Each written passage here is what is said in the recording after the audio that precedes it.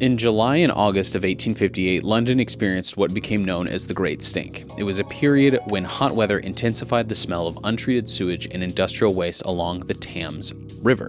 London's sewer infrastructure was aging and inadequate, and much of it was emptied directly into the Thames. At the same time, the city's population was rapidly growing, and new technology, especially flushing toilets, meant far more water and waste being pushed into a system that wasn't designed to handle it. In the years leading up to 1858, the river's condition became a public concern and a frequent subject of satire. One famous example is the 1858 image, The Silent Highwayman, which depicts death haunting the river. And at the time, most public health officials still accepted the miasma theory, the belief that diseases spread through foul air only.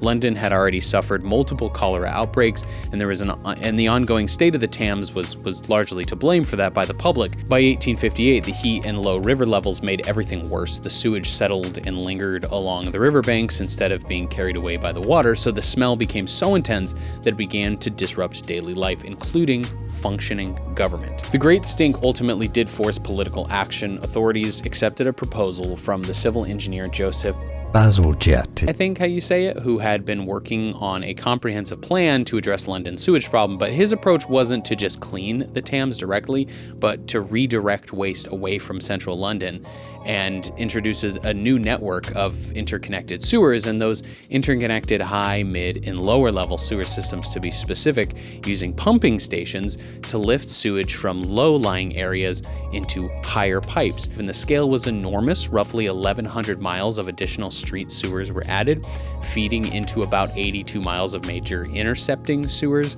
And by the time the system became fully operational, London had moved away from dumping sewage directly into the banks of the Thames, and the city's reoccurring cholera crisis had ultimately ended. But the Great Stink is often remembered for its smell, but historically it was an event that finally made large-scale sanitation reform politically unavoidable, and that was a first for the 1800s globally.